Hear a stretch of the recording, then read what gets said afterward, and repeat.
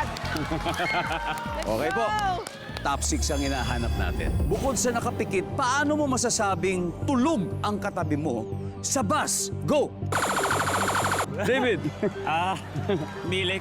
Humihilik. So, ibig sabihin katabi. Yung katabi may tulog, di ba? Tulog. Humihilik. David, pass or play? Play. Play? Okay, go. Balik po muna tayo. Tapos pwede po mag-steal. Pag nakatatlong mali sila, pwede mag-steal. Charis! Sabi niya, tuloy mo. Bukod sa nakapikit, paano mo masasabing tulog ang katabi mo? Naka-shades. Baka naman puyat lang. Pwede. Baka ganun kasi masisilaw Sore eh. eyes o kaya baka may sound sa nagsa-sound trip, di ba? May shades. Diba? Yan na May. Bukod sa nakapikit, paano mo masasabing tulog ang katabi mo sa bus? Tumutuloy laway. Yeah, yan talaga yung mga totoong nangyayari, di ba? Tumutuloy laway. Yes. My friend, bukod sa nakapikit, paano mo masasabing tulog ang katabi mo sa bus? Nakanganga. At tumutuloy ang laway. At tutulong lang. Nakanganga. Okay. David, bukod sa nakapikit, paano mo masasabing tulog ang katabi mo sa bus? Nakaganito na sa... Nakasandal na sa akin.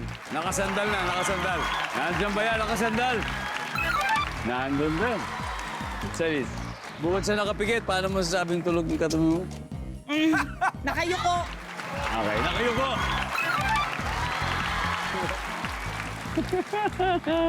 Liana May, Juliana. bukod sa nakapikit, paano mo masasabing tulog ang katabi mo sa bus? Nauuntog. Nauuntog. Sa bubong? Sa side. Tug. Nauuntog. Whoop. Team Pagpalain, pwede na kayo mag-usap-usap for your possible steal answer. So, habang nag-uusap sila, bukod sa nakapikit, paano mo masasabi tulog ang katabi mo sa bus?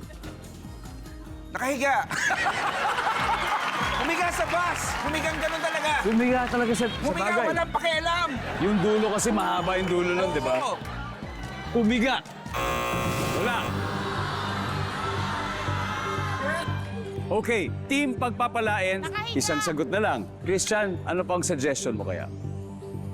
Naka-recline yung seat. Naka-recline. Pwede rin yun. Cat. Ako yung no reaction, yung talagang naka-ganon. Ganun lang talaga. Talagang hindi Oo. gumagalaw. Hindi gumagalaw na. Ako rin eh. Bangkay na, sabi. Ika nga, bangkay na. Pinky, Hindi umiinit, hindi gumagalaw. hindi rin gumagalaw. So, Gob, sa inyo po ang final answer. Ito po yung question.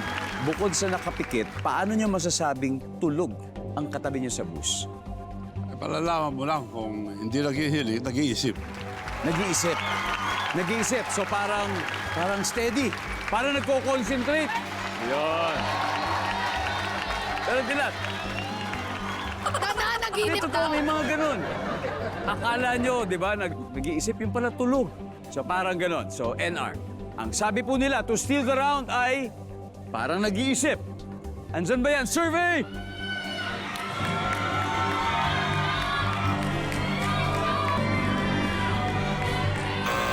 Wala. Alright, okay, let's see. Ano kaya to? Let's see, ano kaya yung number 3? Natutong. Yun na. Itong ba? Parang nagagalaw. Wala na. Nauhulog na siya. Anyway, approve kay San Pedro ang Team Madasaling, kaya binigyan po sila ng 78 points.